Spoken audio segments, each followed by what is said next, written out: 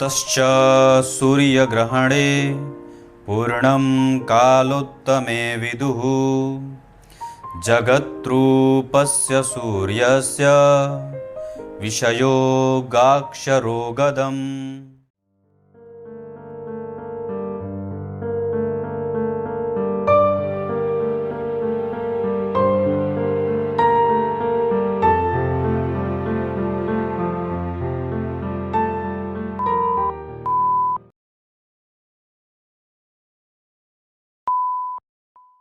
प्रिय दर्शकों नमस्कार, एक बार फिर से उपस्थित हूँ आप सबके सामने।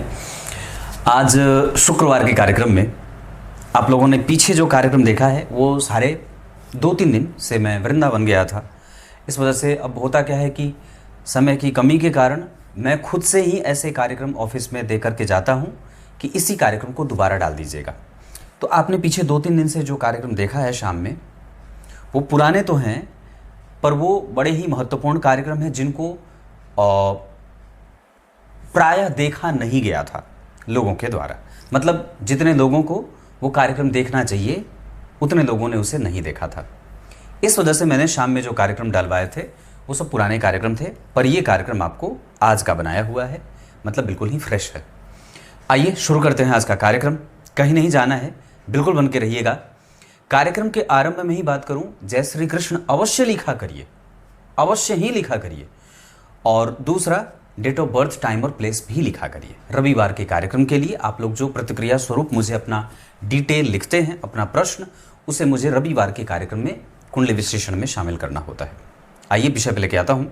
सबसे पहले बात करेंगे कार्यक्रम के आरंभ में बोले गए शिव पुराण के श्लोक का, जिसमें वेदव्यास भगवान लिखते हैं, कर्क की संक्रांति जब होती है, मतलब जब सूर्य कर्क राशि में जाते हैं, उस दिन का किया हुआ पुण्य बड़ा फलदायक होता है, 10 गुना ज़्यादा उसका फल होता है।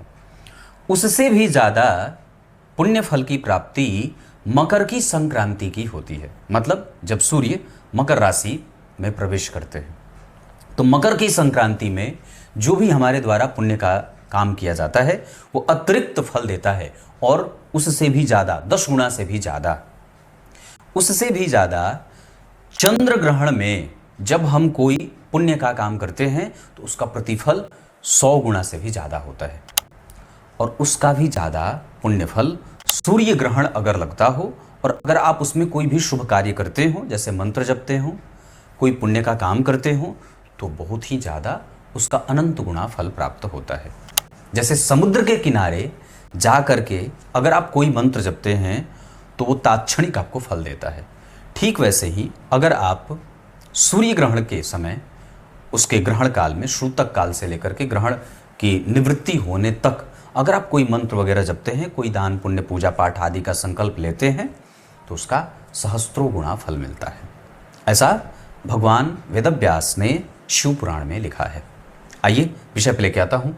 आज बात होगी जन्म कुंडली के 2 ऐसे ग्रह जो बड़े ही हमारी कुंडली के, इनको आप इनकी तुलना कश्मीरी क्षेत्र से कर सकते हैं।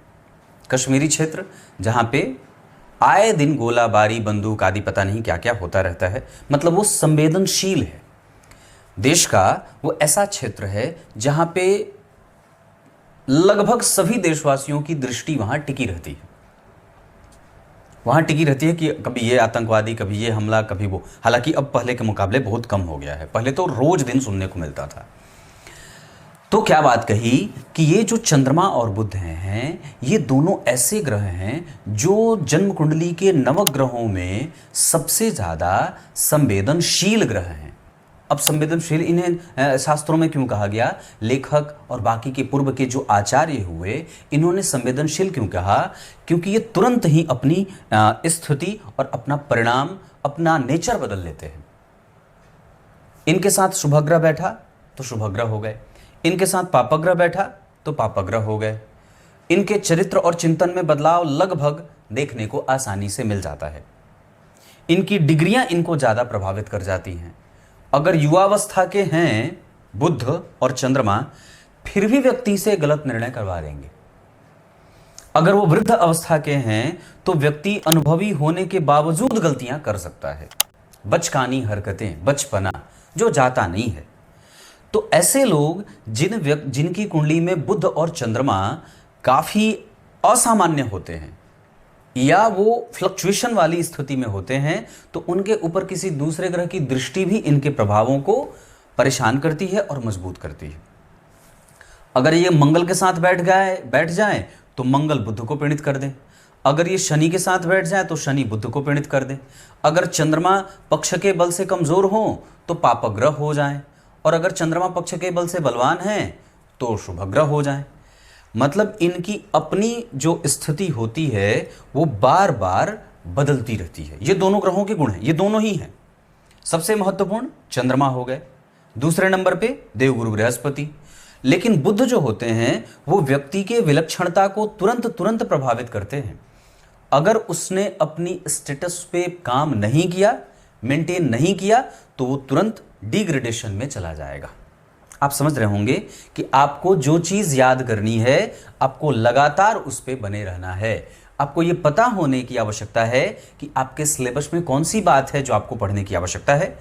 अन्यथा कई बार बुध वाले ये वो भी चीज़ें पढ़ डालते हैं जिसकी कोई आवश्यकता नहीं है, और कई बार ये वो चीज़ नहीं पढ़ते हैं जिसकी कोई आवश्यकता नहीं है।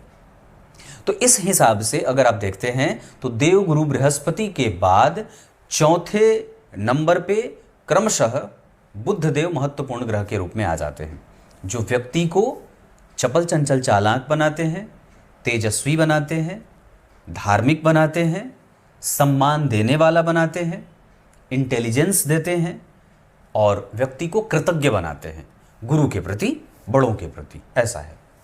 तो अब बात होगी कि चंद्रमा और बुध दोनों का संबंध आपकी कुंडली में कैसा है, क्योंकि ये दोनों एक दूसरे से किस संबंध में हैं, ये बहुत सारी चीज़ों का निर्धारण करते हैं। तो किसी भी भाव में, ये मैंने जो बात बताई है, ये चंद्रमा से बुध दूसरे घर में हो और बुध से चंद्रमा 12वें घर में हो, चंद्रमा से बुध तीसरे और बुध से चंद्रमा 11वें। मतलब अगर चंद्रमा और बुध का संबंध ऐसा बन रहा होगा तो कैसा परिणाम होगा। तो अगर इनकी युति किसी भी एक भाव में होगी तो वो व्यक्ति को बड़ा ही सुंदर और राजकुमार बना देती है। किसी भी भाव में, अष्टम भाव में होंगे तो भी व्यक्ति सुंदर होगा, 12वें भाव में होंगे तो भी व्यक्ति को सुंदरता मिल जाती है। मतलब ये व्यक्ति को सुंदर बनाते हैं। ये पहला एक इसका परिणाम हो गया। दूसरा परिणाम कि वो व्यक्ति बड़ी जल्दी बोलने वाला होता है, तात्क्षणिक उत्तर देने वाला होता है। अगर जिस जातक या जातिका की कुंडली में बुध और चंद्रमा इकट्ठे बैठे होंगे, उसके जन्म से पहले उसके पिता का भाग्य उदय हो जाता है। और कई बार वो बच्चा जब गर्भ में होता है, आप जब जिसकी कुंडली देखेंगे, जिसकी कुंडली में बुध और चंद्रमा एक साथ हों, उस बच्चे के आने से पहले उसके पिता अपने नाम से कितनी संपत्ति इकट्ठा कर लेते हैं, और उस बच्चे की प्रगति कभी भी बाधित नहीं होती है। मतलब उसके पढ़ाई में, उसकी सुविधाओं में, उसके सुखों में किसी भी प्रकार का कोई संशय नहीं होता। तो ये बुध और चंद्रमा उसको राजकुमार बना देते हैं या राजकुमारी बना देते हैं। वो सुखी होता है। इतना ही नहीं, जब ये दोनों ग्रह एक साथ किसी भाव में बैठ जाते हैं तो व्यक्ति सबका लाडला होता है, सबका। मतलब उसको कोई, उससे कोई घृणा नहीं करेगा, सब उसको प्यार करेंगे। सबके हृदय में वो स्थान बनाने वाला, कोमल और सहृदयता से सबके साथ अच्छे पर्यावरण का निर्माण करने वाला, अच्छे वातावरण का निर्माण करने वाला होता है। वो सुखी होता है, अद्भुत वाक शैली होती है, चतुर होता है, तेजस्वी होता है, ज्ञानी होता है और मृदु होता है। ये युति का परिणाम है। धन के मामले में अगर बात करते हैं तो यहाँ व्यक्ति व्ययी होता है। उसके ऊपर उसके पिता, उसके माता और स्वयं भी उसके द्वारा कमाए गए धन का व्यय वो जीवन में करता है। मतलब यहाँ धन थोड़ा वो बचाता कम है। जैसे सामान्य बात है, बच्चे अपने पास पैसे रखना नहीं जानते, वो चीज़ों को खरीदना जानते हैं। तो यहाँ पे ये दोनों ग्रह जब एक साथ बैठ जाते हैं तो व्यक्ति को व्ययी बनाते हैं। क्लियर है। चंद्रमा से बुध जब दूसरे भाव में बैठेंगे तो ये सामान्यतया शुभ परिणाम देता है। अब इसके शुभ परिणाम में आप धन रख लीजिए, प्रतिष्ठा रख लीजिए, वाणी रख लीजिए, बुद्धि रख लीजिए, ज्ञान रख लीजिए, कंजूस होने की प्रवृत्ति रख लीजिए, धन को सही जगह पे लगाना है ना। और वो चंचल होता है, मानसिकता का, बुद्धि का, नेत्रों का। नेत्रों का चंचल कैसे होगा? झट से सारी चीज़ें देख लेगा, नख से लेकर के पैर तक उसने कौन से गहने पहने हैं, ये बुध चंद्रमा से अगर दूसरे घर में होते हैं तो ऐसे लोग जिनकी कुंडली में चंद्रमा से बुध दूसरे घर में होते हैं वो बहुत ही चपल नेत्रों वाले होते हैं, झट से सारी चीज़ें देख लेने वाले, एक बार में सारी चीज़ें तुरंत पढ़ जाने वाले, तुरंत ही चीज़ों को ग्राह्य कर लेने वाले ऐसे होते हैं। इनकी विलक्षणता देखते बनती है। ये गौर वर्ण वाले होते हैं, सुंदर और गीली चुटकी से नमक पकड़ने वाले होते हैं। ये आपकी ही नब्ज आपके सामने पकड़ेंगे और आपको पता तक नहीं चलेगा। ये आपकी ही कमजोरी आपको बताएंगे पर आपको जरा भी पता नहीं चलेगा। ये मीठी मुस्कान के साथ लोगों को दर्द देने वाले होते हैं। चंद्रमा से तीसरे घर में बुध जो होते हैं ये सामान्यतया शुभ परिणाम देते हैं। यहां भी शुभ थे, यहां भी शुभ हैं। मतलब तीसरे भाव में अगर चंद्रमा से तीसरे घर में बुध बैठे हैं तो ये शुभ परिणाम है। थोड़े बहुत व्यक्ति में जातक को जीवन में आलस्य करते देखा जाता है, वो प्रमादी होता है और वो भविष्य को उतने गहराई से नहीं समझ पाता है, अपने जीवन के तत्वों को, तथ्यों को इतने बहुत ही ज़्यादा गंभीरता से नहीं समझ पाता है जितनी गंभीरता उसको उस पर देनी चाहिए। विषयों पे, अपने वस्तुओं पे, अपनी जिम्मेदारी पे, अपनी याददाश्त पे, अपने कम्युनिकेशन पे, अपने काम करने की प्रवृत्ति पे, अपने काम को लेकर के गंभीरता को लेकर के यहाँ वो थोड़ा थोड़ा ढीला ढीला दिखता है। मतलब इसके कुछ अशुभ परिणाम भी दिख जाते हैं, पर धन, मान, प्रतिष्ठा, लालच, लोभ और संस्कारहीनता ये इनमें नहीं देखा जाता। ये बहुत अच्छा होता है। यहाँ के संबंध चंद्रमा और बुध वाले व्यक्ति को कम्युनिकेटिव और सुंदर बनाते हैं। चंद्रमा से बुध चौथे घर में अशुभ परिणाम देते हैं और ये आंतरिक कलह बहुत ज़्यादा दे देते हैं। यहाँ व्यक्ति में बेचैनी, घबराहट, वात, पित्त और कफ का अनियंत्रित होना, स्वास्थ्य में परेशान करना और कराना, अपने कारण किसी दूसरे को परेशान करना। ये जातक जिनकी कुंडली में चंद्रमा से बुध चौथे घर में होते हैं इनका निर्णय कमजोर होता है। ये निर्णय लेने की क्षमता इनकी परेशान करने वाली होती है। ये घबरा करके जल्दबाजी से बिना किसी पे समुचित विश्वास किए अपना काम नुकसान करते हैं। ऐसे लोगों को अपने निर्णय पे और अपने व्यवहार में थोड़ी बहुत सावधानी की आवश्यकता होती है। कलहपूर्ण वातावरण, अनिद्रा की समस्या, कफ जनित बीमारियां, बहुत ज़्यादा एक्सट्रोवर्ट हो जाना, सारी चीज़ें बता देना और अपने रणनीति को गुप्त नहीं रखना, ये इनमें कमजोरी होती है। चंद्रमा से बुध पांचवें बहुत अच्छे होते हैं। यहाँ व्यक्ति को संपत्तिवान बनाते हैं, सुखी बनाते हैं, धार्मिक बनाते हैं, ज्ञानी बनाते हैं, मर्मज्ञ बनाते हैं, लेखक बनाते हैं, पत्रकार बनाते हैं, वकील और कई बार व्यक्ति बहुत ही ज़्यादा कम पैसों में बहुत बेहतर तरीके से मैनेजमेंट करने वाला माहिर होता है, अपनी अवस्था से ऊंची बात करने वाला होता है। चंद्रमा से बुध छठवें भी अच्छे होते हैं। यहाँ व्यक्ति नौकरी कर ले, प्रतिष्ठापन्न हो, साधुता बरकरार रखने वाला, दुश्मन के घर में घुस करके मार दे पर मजाल नहीं कि कोई इसका बाल बांका कर पाए, रणनीति कैसे बनानी है, चपलता कैसे करनी है, तीखे शब्दों का इस्तेमाल कैसे करना है, मर्म को समझना कैसे है, सामने वाले को कैसे पकड़ के मरोड़ना है, अपने दुश्मनों पे किस तरीके से चाल चलनी है, तीखी बातें कैसे करनी है, इनको सब कुछ अच्छा लगता है। और ये बहुत ही ज़्यादा यहाँ पे इनके सारे गुण कई दूसरे ग्रहों के भी आ जाते हैं। साहस के मामले में मंगल, ज्ञान को समझने के मामले में गुरु, धर्म को समझने और आध्यात्मिक चिंतन और नैतिकता के मामले में सूर्य, नौकरी और चीज़ों को देखने, बैलेंस करने के मामले में शनि और आलस्य के खत्म करने के मामले में, आलस्य को कई बार वृद्धि तो नहीं पर कमज़ोर करने के मामले में राहु, इनमें ये प्रभाव देखने को मिल जाता है। मतलब अगर आपकी कुंडली में चंद्रमा से बुध छठवें घर में हैं तो ये बहुत अच्छा होता है।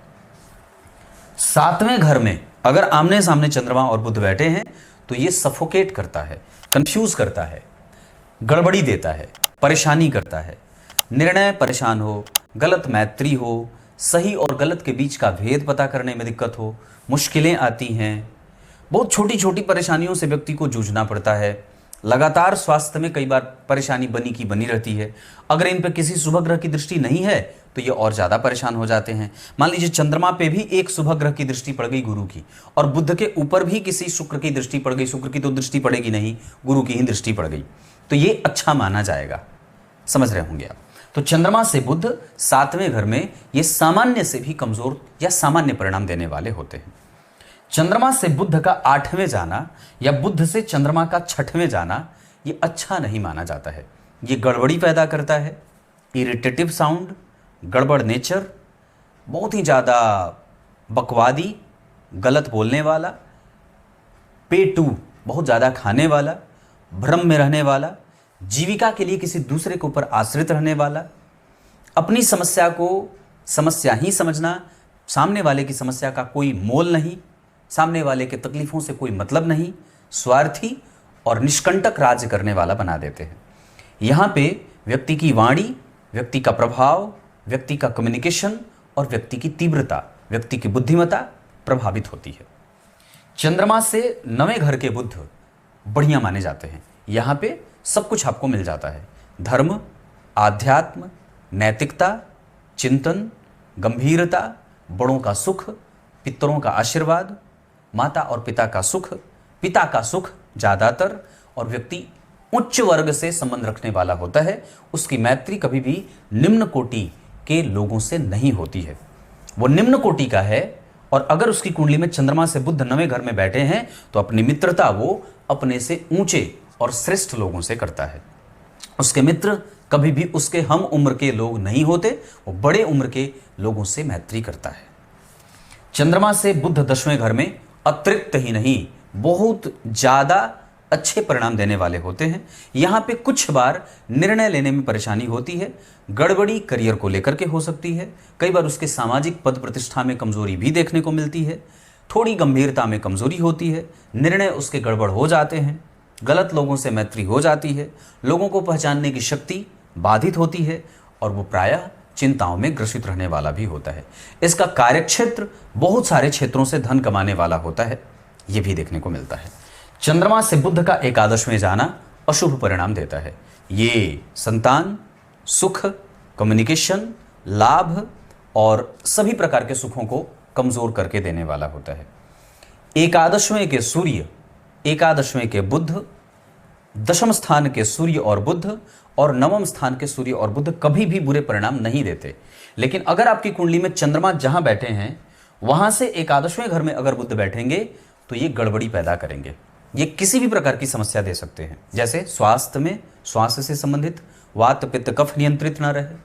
इसके अतिरिक्त व्यक्ति को उसका धन उसको देर से मिलता है, उसकी प्रतिक्रिया देर से आती है, वो प्रायः आलसी और घुमक्कड़ होता है।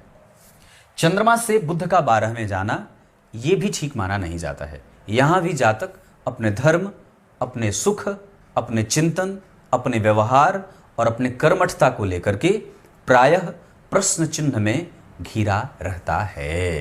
वो कई बार झूठ बोल करके धन कमाने वाला, भ्रमित करके किसी दूसरे को ठग करके अपना धन कमाने वाला होता है।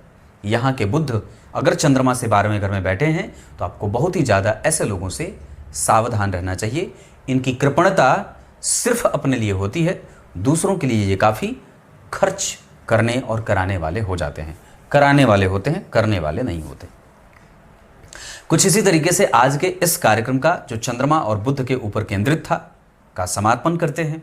मैं जो रोज दिन कम्युनिटी में पोस्ट डालता हूं उसे आप लोग देखा करिए और अपने आप को उसमें झांकने की आवश्यकता है। जैसे मैंने अभी आज जो मेरा कम्युनिटी, आप चैनल पे जाएंगे तो कम्युनिटी पोस्ट होता है, उसमें मैंने आज बात लिखी थी कि दुनिया का महानतम, ये बात मैं सार्वजनिक रूप से कह रहा हूं, दुनिया का महानतम से भी महानतम निकृष्ट महामूर्ख वो है जिसने तीर्थों में सुविधाओं के बारे में पहली बार विचार किया था।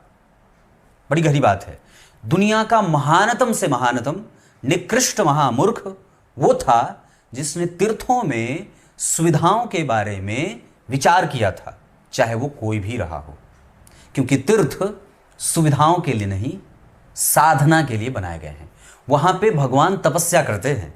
पहाड़, जंगल, नदी, झरने, तालाब, पोखरे, वृक्ष की हरियाली, चिड़िया की चूं-चूं, और वहां पे किसी भी प्रकार के बाहर की पी पो नहीं होती। ऐसे जगहों पे सड़क का निर्माण और वहां पे होटल आदि की सुविधाएं आपके ही तीर्थ को आपके ही हाथ से गला घुटवा रही है। कुछ इस तरीके आज के कार्यक्रम का समापन करते हैं। तब तक के लिए बहुत बहुत नमस्कार।